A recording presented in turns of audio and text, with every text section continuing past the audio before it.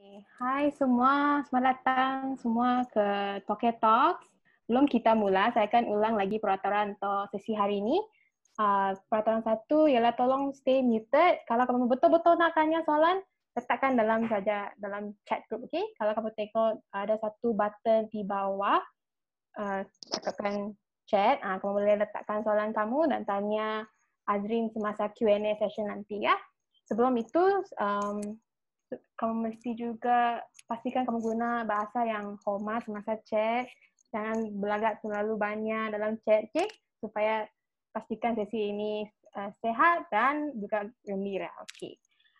Jadi sudah pukul 3.04. Okay.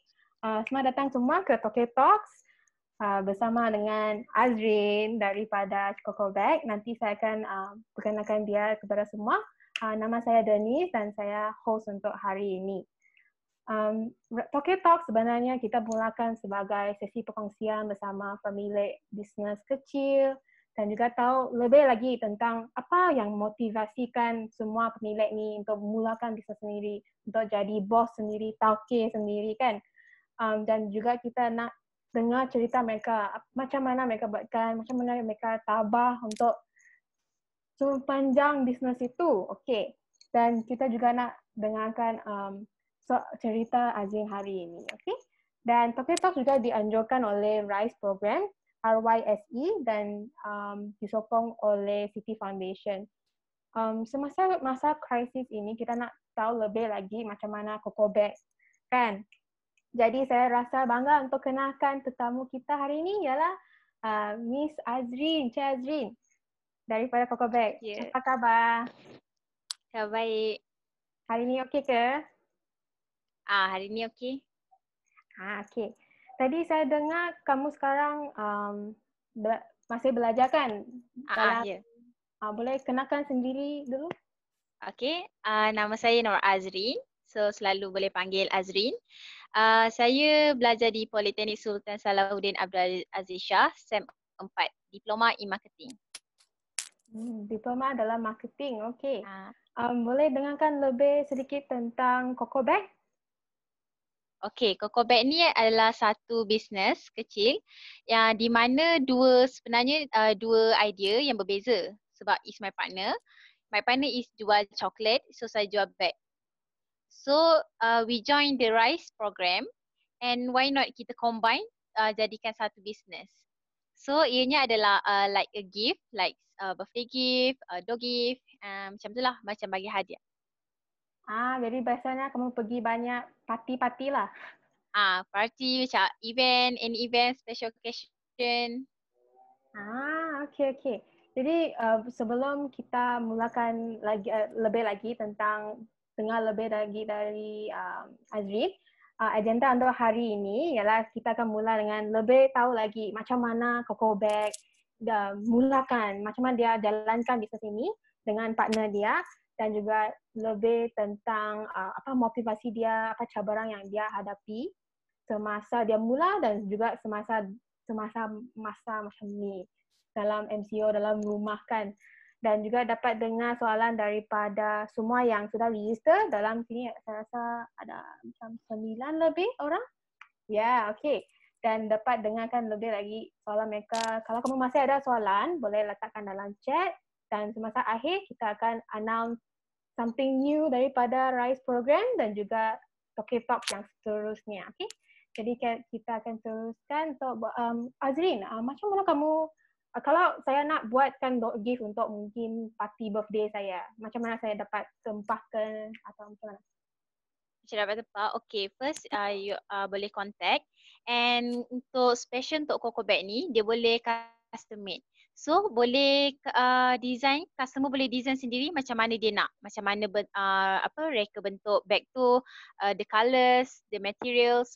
So what you need, customer need to bagi details, apa yang perlu, quantity, materials and so on.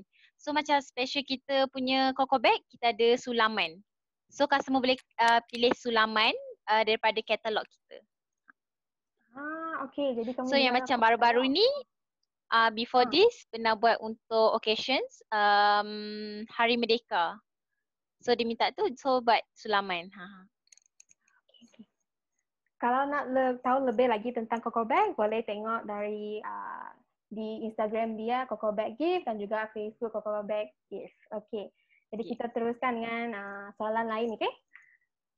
Seterusnya, sebelum ni, apakah inspirasi kamu semasa kamu mulakan Coco Bag? Saya tahu kamu ialah co-founder kan, dan kamu juga ada partner. Saya rasa partner dia juga dalam chat ni kan? Ada. Amirul, ya, ada. Boleh tanya, apakah inspirasi kamu, macam mana kamu fikirkan saya nak buat Coco Bag? Okay, inspirasi. First, masa saya kecil, saya selalu join my mom. Dia pun ada business. So macam business kecil, so saya selalu join buka booth dekat UIA, dekat Ipoh. So merata-rata tempat. Masa tu tak terlalu minat business. Macam biasalah sebab masa kecil.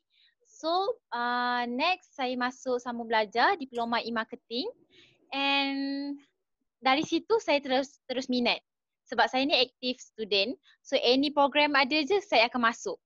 And saya tak ikut kawan. So macam saya ikut sendiri, bila saya ikut sendiri, saya tak ada kawan. So masa itulah saya build relationship. Macam sembang macam mana ni semua. So saya share lah saya punya business dekat situ untuk build relationship. Apa yang menarik tentang buat sebagai bos sendiri? Yang kamu betul-betul nak jadi bos kerana? Okay, sebab diploma e-marketing ni, every SEM, you kena jual barang. Bila you kena jual barang, you kena target sale. Tapi sepanjang SEM tu saya jual jadi agent atau dropship. So kalau agent atau dropship, dia akan dapat commission je. So macam it's okay. Benda tu tak salah, tapi cuma like saya nak rasa sendiri, like profit sendiri. Sebab tu saya beranikan diri untuk cuba like business sendiri. So saya dengan Amirul join RAS program, and then saya cakap dengan dia, why not kita teruskan Coco Bag ni sebab dapat banyak sambutan. So sampai sekarang lah still terus. Jadi Coco Bag ni mula tahun lepas lah? Mula daripada program ni. Okay, ya. Fakta menarik ialah Azrin pernah join RISE program tahun lepas dan dia telah menang tempat keempat kan? Wah. Ya. Dan dia sebenarnya sangat proaktif dan juga kita dapat belajar dari dia. Dia sangat berani. Okay, boleh teruskan. Kalau semasa kamu mulakan, ada susah ke? Ada apa-apa cabaran? Tidak cukup duit ke atau apa-apa?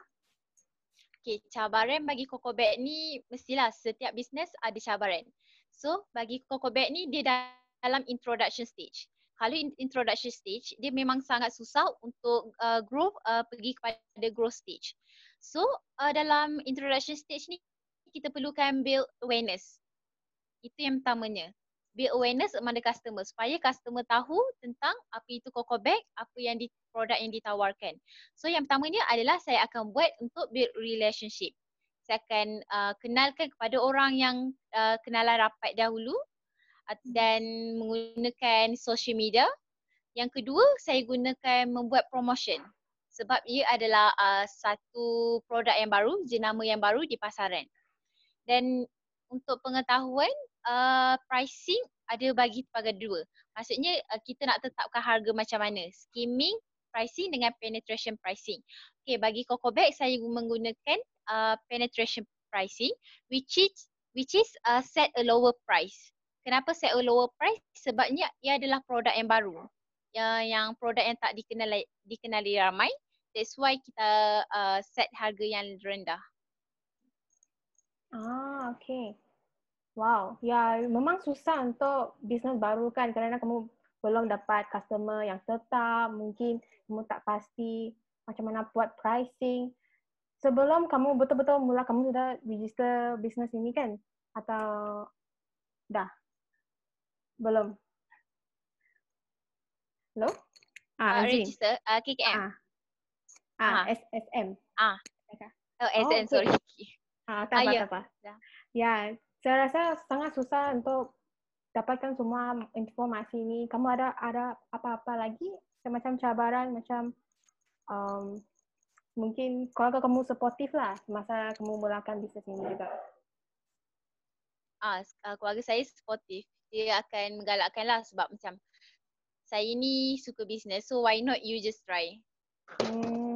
I see. Oops. Oh. Okay. Dah balik. Okay. Kamu rasa susah ke karena bidang kamu bukan bisnes kan? Tapi tiba-tiba kamu dalam marketing tapi buat bisnes sendiri. Kamu rasa pelajaran kamu dapat bantu kamu buat bisnes ini juga? Kalau macam marketing, yang kita belajar semua about teori. So, kita just belajar je, tiada practical. So, it's quite bosan. That's why saya selalu join program.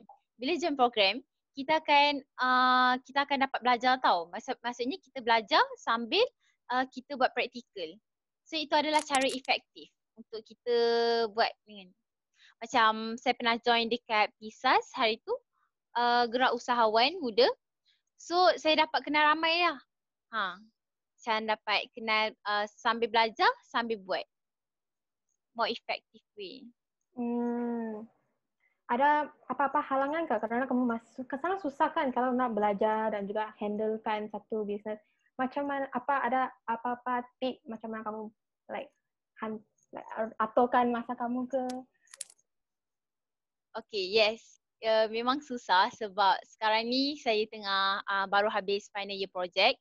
That's why macam IG dengan Facebook slow sikit sebab saya fokuskan untuk final year project saya dahulu sebab saya kena achieve target for this sem 5K. Sebab tu saya fokuskan yang ni slow dulu. So cara saya akan buat table. Saya akan susun dulu yang mana yang paling penting, yang mana yang ke second, yang mana yang third. So jadi bila kita buat jadual, kita akan susun. So kita akan lebih mudah untuk kita buat. Lebih teratur. Okay. Wow. Alright. Mungkin boleh sekarang masa krisis dan mungkin banyak bisnes juga diganggukan semasa masa ini. Mungkin tak ada banyak parti ke, tak ada banyak wedding. Macam mana Cocoback sekarang? Masih jalankan ke atau kamu put on hold dulu? Okay, for now macam PKP ni memang cabaran dia tak ada order sebab since pun wedding ditangguhkan. So apa yang Cocoback buat ni sekarang kita buat planning. Kita buat planning apa yang perlu buat supaya kita dapat baiki balik asas perniagaan kita. So salah satu caranya untuk semasa PKP ni adalah menggunakan platform dengan secara digital. Sebab since kita tak boleh keluar, kita tak boleh apa. So hanya digital saja yang boleh promote kita punya produk.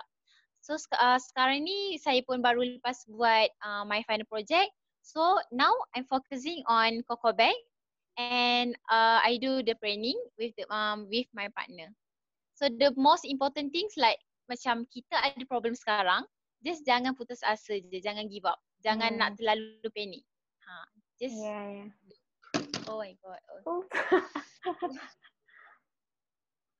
Saya rasa phone kamu juga agree to your answer.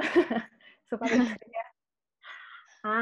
saya rasa sangat inspirasi kalau dapat dengar kamu masih teruskan, masih tabah untuk tak give up kan dalam bisnes ini. Kamu masih ada buat order ke? Atau order tu macam pre-order saja? Atau ditempa untuk nanti? Order setakat ni boleh, cuma kena bagi tahu details lebih awal supaya kita boleh buat lah sebab kita kena tengok what customer nak. Selepas MCO, selepas tu PKP tu ada plan baru kan untuk Cocoback? Plan baru, mungkin saya akan create a new design for the bags and chocolate. Okay, mungkin kita boleh stay tune dapat dengar lagi tentang Cocoback kalau kita ikut Instagram, Facebook dia lah. Okay, saya dapat dengarkan Azrin sangat berani untuk join program baru untuk menambahkan diri sendiri. Kamu rasa orang muda sekarang perlu libatkan mereka dalam bisnes kah sekarang? Walaupun susah. Kan saya tahu kamu masih muda, nak main ke, nak kenal lebih orang. Macam kamu rasa orang muda patut libatkan diri dalam bisnes kah? Okay, bagi saya ini adalah satu peluang untuk orang muda join dalam perniagaan. Sebab apa? Sebab sekarang ni pun kita tak tahu ekonomi kita macam mana. So macam kita dapat tahu yang graduan pun banyak graduan yang telah menganggur. So why not kita ambil take satu peluang untuk kita menceburi dalam bidang bisnes supaya kita tahu cara dan untuk mengatasi untuk masa hadapan kita. And memang bisnes ni susah tetapi kita perlu cuba something new. So kalau once you dah masuk dalam bisnes, kena tetapkan matlamat supaya kita dapat teruskan hingga ke akhir. Okay, thank you for that nasihat. Okay, thank you so much. We will open up kerana sekarang ialah Q&A session. Saya rasa ada banyak soalan lah dalam chat group. Okay, mungkin saya baca satu demi satu. Ada satu soalan. Coco Bag ada buat delivery care package kah semasa zaman COVID-19 ini? Macam mana saya nak hantar coklat ke adik saya di Klang ke Nilai? Ke mana? Kelang ke Nilai? Ada satu tetamu sini, dia nak hantarkan coklat dia ke Nilai. Ada buat delivery kah Coco Bag? Okay, kalau macam kita bagi pada 3 tau. Maksudnya sama ada customer ni nak one set. One set ni which is packaging, the bags and the chocolate.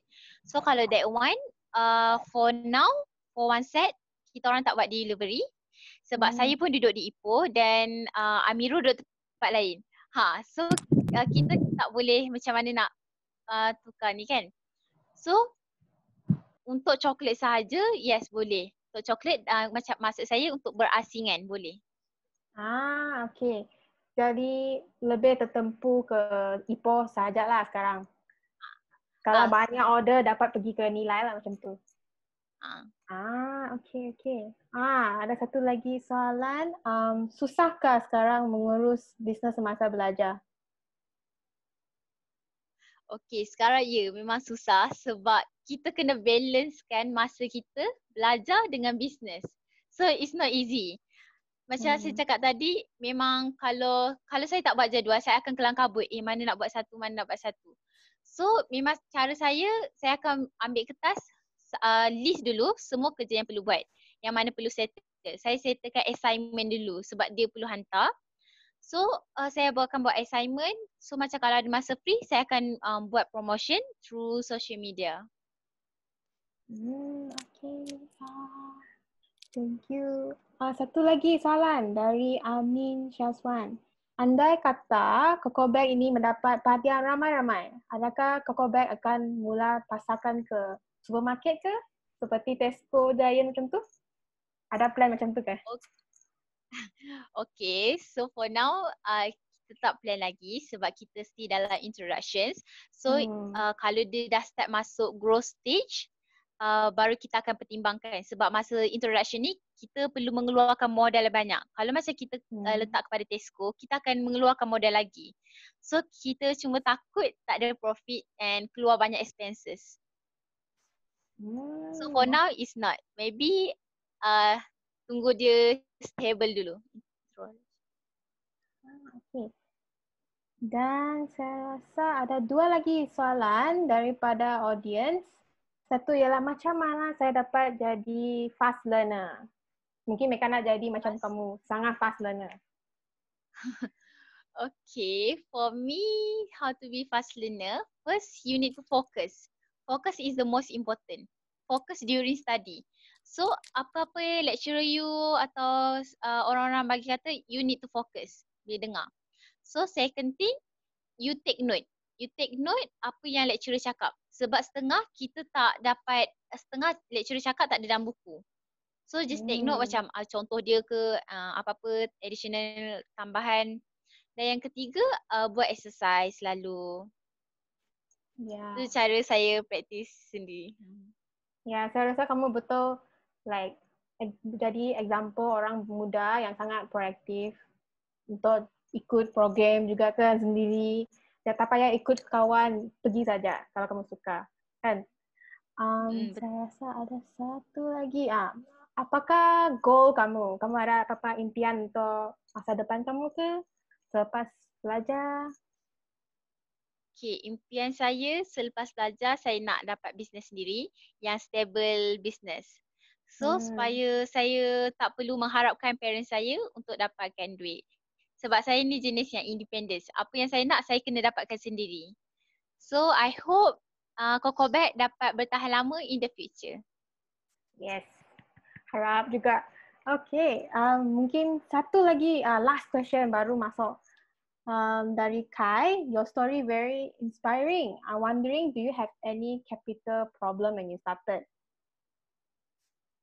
Capital, Ah, modal. ada kesusahan Okay. kan untuk dapat capital mula-mula?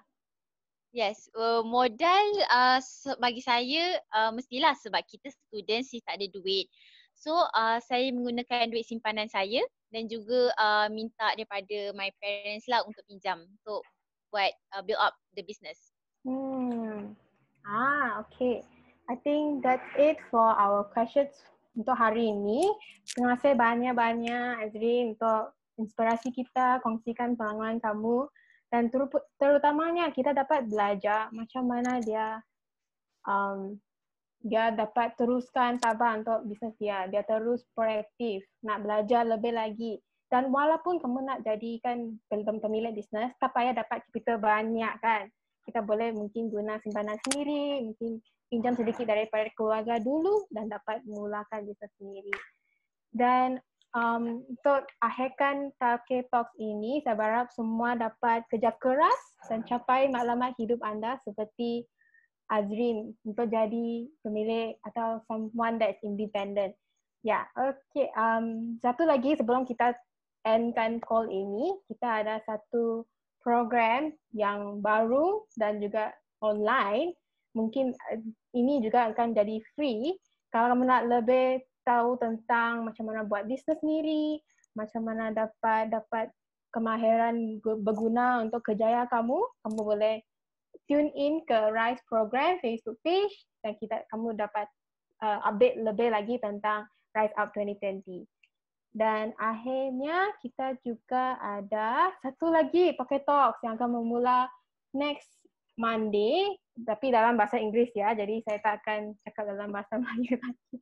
Tapi ya, itu saja untuk hari ini. Kita akan jumpa lagi untuk Pocket Talks seterusnya. Thank you very much Azri untuk hari ini, for your time. Okay, thank you.